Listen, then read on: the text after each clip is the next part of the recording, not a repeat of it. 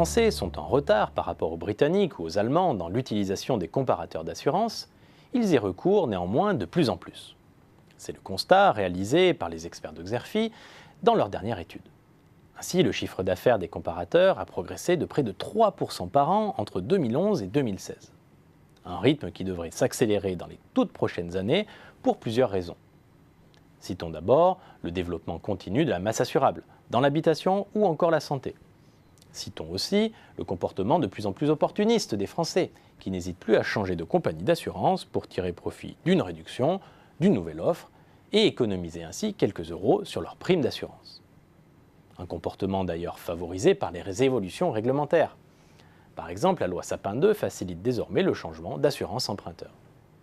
Par ailleurs, la percée des comparateurs sur des segments où ils étaient jusqu'alors peu présents, comme l'assurance des professionnels, va indéniablement donner un nouvel élan aux acteurs dans ce domaine. Les comparateurs doivent donc aujourd'hui accélérer leur développement.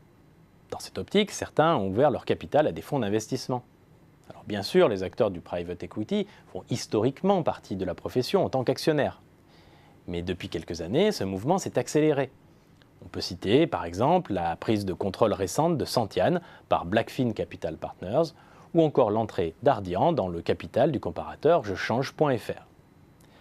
En ce qui concerne le volet stratégique, les comparateurs d'assurance suivent un certain nombre d'axes de développement pour profiter des perspectives favorables. L'étude Xerfi France analyse plusieurs de ces axes. Citons d'abord l'enrichissement et l'élargissement de l'offre. Pour prendre un exemple, Assureland.com cherche aujourd'hui à se différencier en se positionnant sur des niches comme l'assurance annulation voyage, l'extension de garantie ou encore l'assurance contre les loyers impayés. Deuxième axe, l'amélioration de l'expérience client. Les comparateurs développent actuellement de nouveaux outils et services dans ce sens, à l'image des Furet.com, qui proposent des modèles de lettres pour faciliter la résiliation. Citons enfin, comme troisième axe, les efforts des comparateurs dans l'acquisition de trafic. Cela passe notamment par des campagnes de publicité dans les médias traditionnels.